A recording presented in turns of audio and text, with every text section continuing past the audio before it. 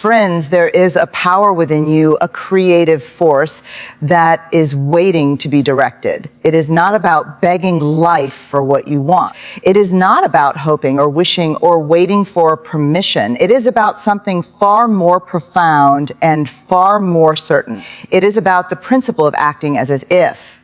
This is not about pretending for the world. It is not an empty performance. This is about the deepest, most internal knowing.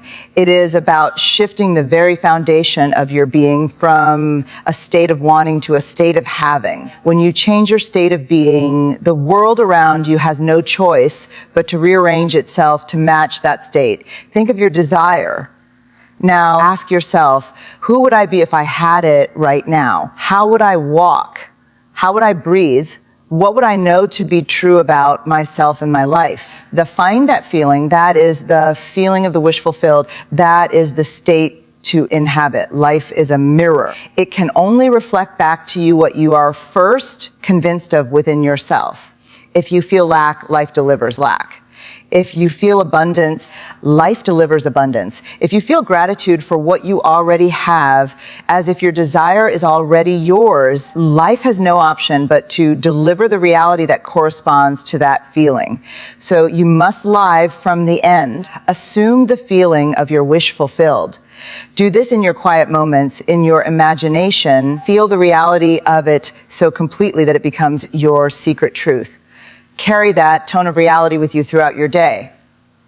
Act, speak, and think from that place of already possessing it. Doubt will come. The outer world will shout that it is not yet true, but you must persist. Your imagination is the workshop where your future is crafted. Your persistent assumption is the mold into which the liquid metal, the most profound shift you will ever make, is not in your circumstances, but within the very center of your own consciousness. It is the deliberate, courageous movement from the barren, rocky soil of wanting to the rich, fertile ground of already having. This is the essential first step, the non-negotiable foundation upon which the entire principle rests. We are not speaking of mere positive thinking or simple affirmation. We are discussing a radical internal migration. You see, wanting is a state of lack. It acknowledges an absence. It reinforces a gap between you and your desire. That it tells a story of I am here and my dream is there, and life, faithful servant that it is, will simply keep you in that story of separation. To want is to worship the empty space. To have is to fill that space with the substance of your own feeling. So you must cease being the person who hopes and begin being the person who knows. This is an act of imagination and of will. You close your eyes to the world of shadows and you open them within the kingdom of your mind. There you construct the scene that implies your wish is fulfilled.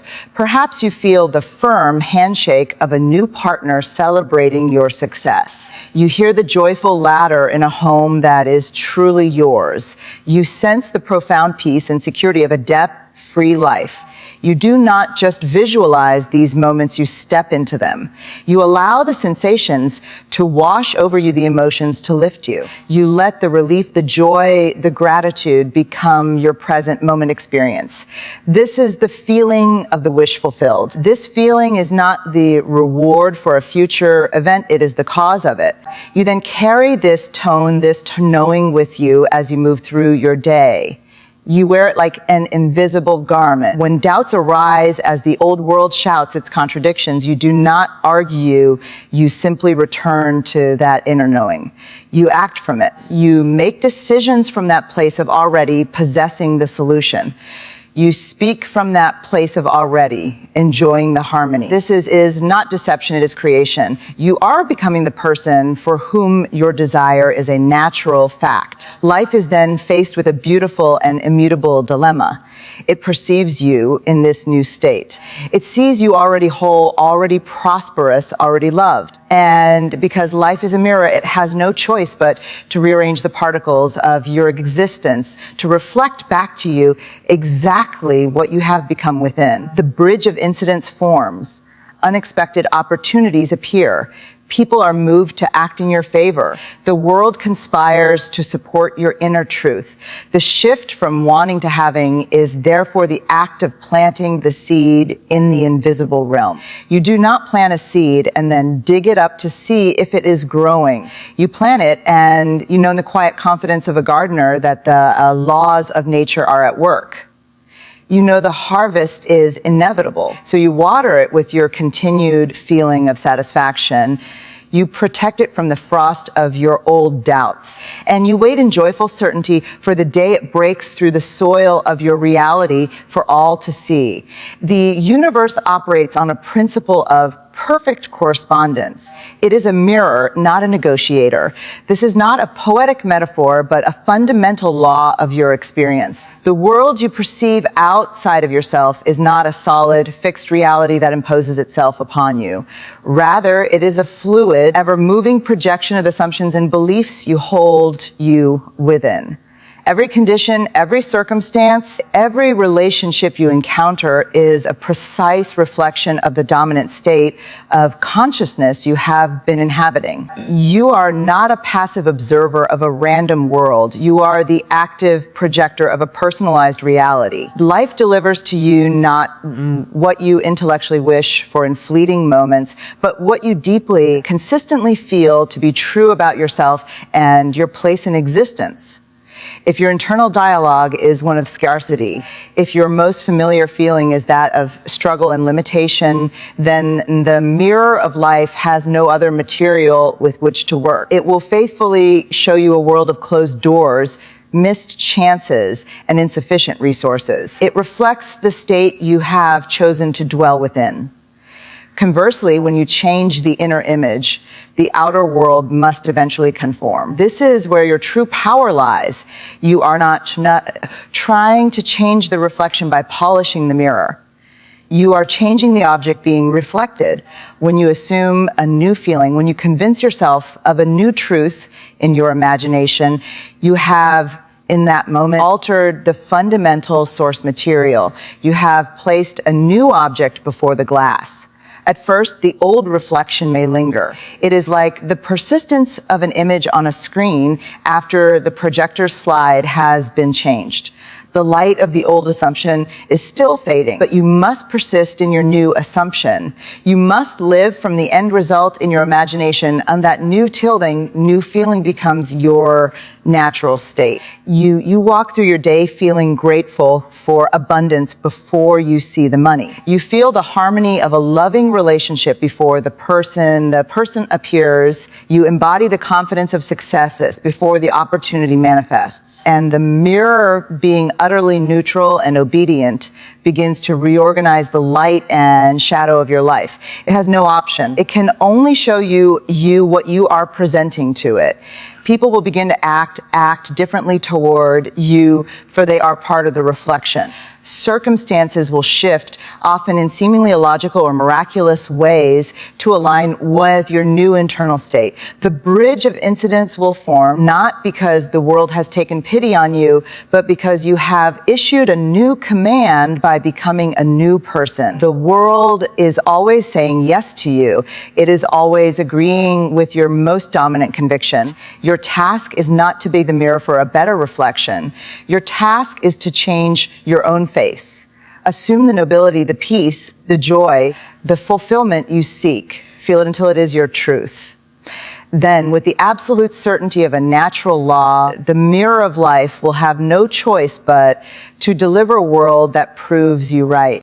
The true workshop of your reality is not found in the bustling external world, but in the quiet, invisible realm of your own imagination.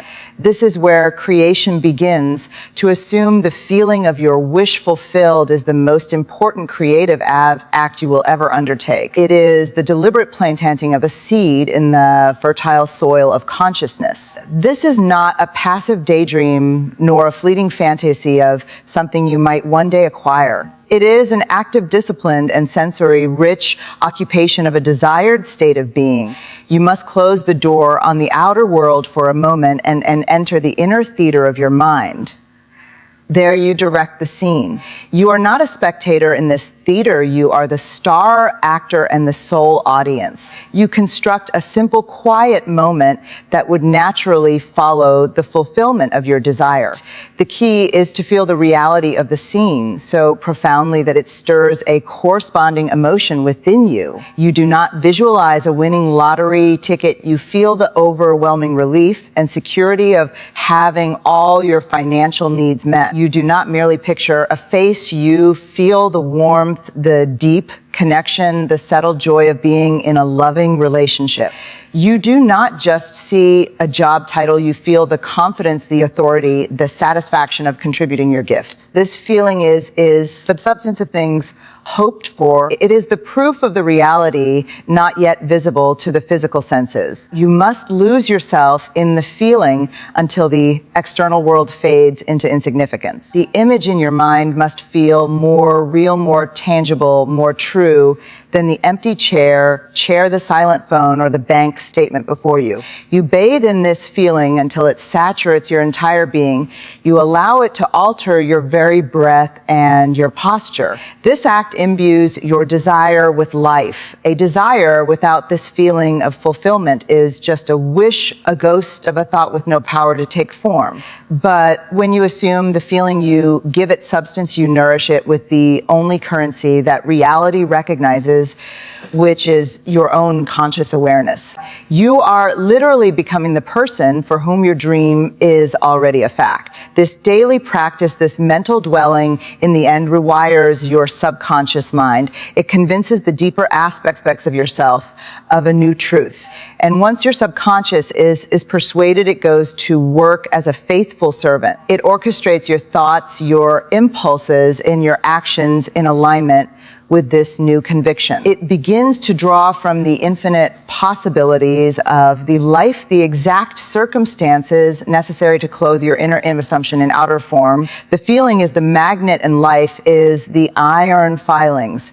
Therefore, your work is always inner work. Your power lies in your ability to assume a state and to cling to its feeling despite all contradictory evidence. You are not waiting for a sign to feel happy. You are feeling happy in order to see the sign. You are generating the proof within, and the world outside will inevitably and relentlessly follow suit back to you in perfect detail the reality you have first constructed and consented to within the sacred space in that mysticalization will undersoil the new assumption in the rich seed of your imagination that of the work to in the moment you constructed the new plot detail suit mirroring back to your imagination. This is the phase of persistence. The old state of being the familiar story of lack or limitation has deep roots. It will not surrender its ground easily.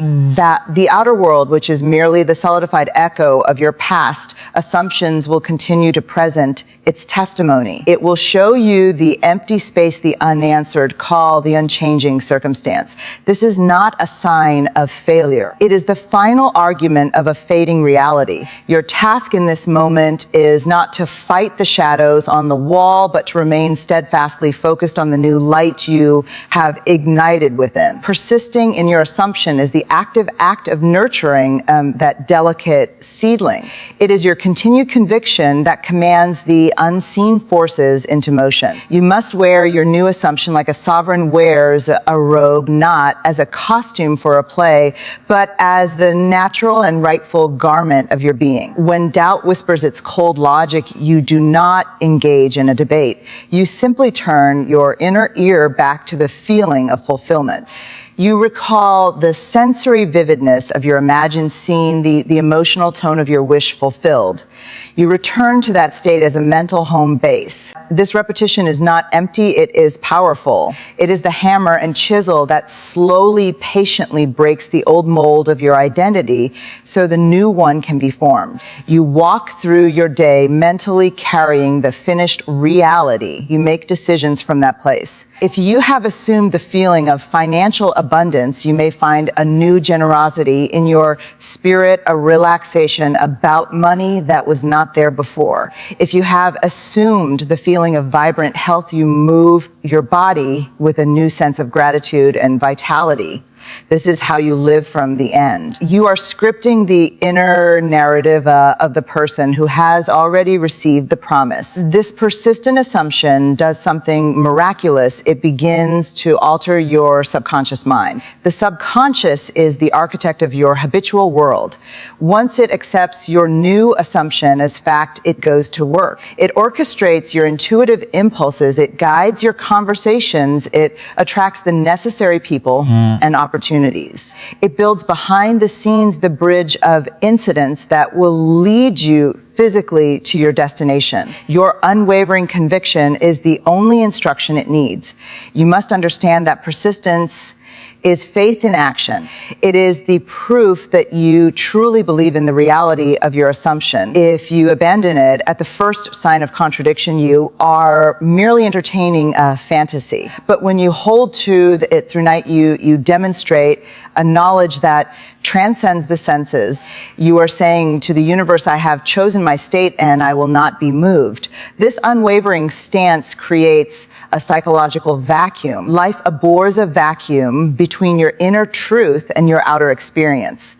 So it rushes in to fill the gap. Your persistent assumption becomes an irresistible command, a definite frequency broadcast into the infinite field of possibility. And life, which is ever obedient and ever reflective, has no option but to arrange itself to match the unshakable signal you are now emitting. The harvest is assured not by the single act of planting, but by the constant confident expectation of the farmer who tends the field knowing the seed is alive beneath the soil. To live from the end is to make the most profound leap in consciousness, a leap from the perspective of the seeker to the perspective of the possessor. It is a complete reversal of ordinary thinking. The world teaches you to believe only what your physical senses report. It tells you that you will be happy when you receive the promotion, that you will feel peaceful when the problem is solved, that you will be loved when the right person appears. This is living in the middle of the story, constantly waiting for external conditions to grant you permission to feel a certain way. Living from the end shatters this logic. It demands that you start with the feeling as the cause rather than awaiting it as the effect. You do not wait for evidence to feel joy. You feel joy as the evidence of your fulfilled desire. This is the art of acting as if from a deep internal knowing rather than a superficial external performance. You begin to conduct your inner life from the finished state. You consult the person you have become in your imagination. How would this version of you respond to this challenge? What would this version of you decide in this situation? How would this version of you speak and carry themselves throughout an ordinary day? You adopt these manners and attitudes now. You speak from the place of already having the solution. You react from the place of already enjoying the harmony. You think from the place of already possessing the wisdom. This mental posture is not denial of your current circumstances. It is the active creation of their successor. You are pulling your desired future into your present experience by embodying its essence ahead of time. You are becoming the vibrational match for the reality you wish to inhabit. The world is simply a grand classroom designed to confirm what you first consent to within yourself. When you live from the end, you are issuing a definitive consent. You are telling life, I am this already, and life being the perfect mirror it is, must then organize all events and circumstances to reflect back to you that exact identity. The person who feels prosperous will encounter opportunities for greater prosperity. The person who feels whole and loved will find relationships that mirror that wholeness. The bridge of incidents is built stone by your consistent assumption of the wish fulfilled. You are not walking toward a dream, you are walking from its completion. You are allowing the reality to unfold backward from the end you have mentally inhabited and emotionally accepted as your present truth. This is the secret of the artisan who lives from the finished masterpiece, the composer who hears the symphony before a note is played. Your power lies in your present tense imagination. Lie from the end and watch as the means effortlessly arrange themselves to support the truth you have chosen to embody now. Your conviction is not merely a hopeful thought, it is the very engine of creation. It is the definitive command issued from the depths of your being to the boundless creative power that animates all of life. This is the culminating truth that makes the principle not a pleasant theory, but an immutable law. A sustained internal assumption is an act of spiritual authorship. When you persist in the feeling of your wish fulfilled, you are not whispering a request into cosmic void. You are broadcasting a sovereign decree on a frequency that the universe is constitutionally bound to obey. Life in its infinite intelligence and responsiveness does not deliver based on your sporadic wishes or your intellectual understanding of desire. It delivers in precise, harmonious accordance with your core beliefs, your fundamental assumptions about what is true for you. Your conviction is that core belief made active and alive. It is the assumption walked out in the private theater of your mind until it hardens into fact within your own consciousness. Once this crystallization occurs within you, the outcome is no longer a possibility among many. It becomes an inevitability in the process of manifestation. The outer world, which is always in a fluid state of becoming, must then conform. It has no option. Consider the principle of gravity. You do not hope that gravity will work today. You know it as a law. Your unwavering knowledge is your conviction. In the same way, when your assumption reaches the pitch of absolute certainty, within you it operates with the same relentless force as a natural law. Your conviction creates a psychological and spiritual vacuum between your inner truth and your outer experience. Nature abhors such a vacuum. Therefore, life will rush in to fill the gap. It will orchestrate events, arrange meetings, and soften resistance in ways you could never intellectually engineer. This is the building of the bridge of incidents. It is not a random sequence of luck. It is the logical, ordered unfolding of your own command-made flesh. People will become agents of your assumption, often without their own conscious awareness. Circumstances will bend and shift, appearing as serendipity or miracle, but they are simply the visible effects of your invisible cause. Your work then is to cultivate this conviction until it is unassailable. You protect it from the chill winds of old doubts and the apparent contradictions of the lingering past. You nurse it with your faithful imagination and clothe it in the sensory vividness of felt reality. You become so persuaded of your own fulfilled state that the outer world's confirmation feels not like a shock, but like a natural and expected arrival. When you reach this point of inner knowing, you have issued an instruction so clear, so definitive, the creative power of the universe has no choice but to accept the commission. It will deliver the correspondence to your conviction with the flawless precision of an echo answering a voice. Your reality is always and forever a faithful servant to the deepest, most persistent assumption you have the courage to embrace and to become. And so we arrive at the beautiful, inescapable conclusion. You are not a prisoner of circumstance waiting for life's permission to be happy, to be whole, to be abundant. You are the author, the architect, the living center from which all your experiences emerge. The power was never outside of you. It resides in the sacred inner space where you choose your state of being. When you shift from wanting to having, when you assume the feeling of your wish fulfilled with such vividness that it becomes your secret truth, you are doing the only creative work required. You are planting the seed in the invisible ground of imagination. Life, being the perfect mirror that it is, has no choice but to reflect back the harvest of that seed. It must deliver a world that matches the conviction you now hold within. This is not magic. It is the law of assumption in action. Your persistent internal knowing is the command. Your unwavering feeling is the mold. Your decision to live from the end, to think, speak, and act from the perspective of your desire already fulfilled is the irresistible instruction that reorganizes the very particles of your existence. Therefore, walk in this knowledge. Do not merely wish, become. Do not hope from a place of lack. Now from a place of possession. Tend to the atmosphere of your own mind, for that is where your future is being decided now. Persist in your assumption and let your conviction be absolute. When you do this, when you act as if from that deep, unshackable certainty, you are not pretending. You are pre-living your destiny, and life, in its infinite wisdom and perfect obedience, truly has no option but to deliver, to confirm, and to manifest the reality you have dared to claim as your own, here and now. The journey ends where it began, within you. And from that point, everything becomes possible.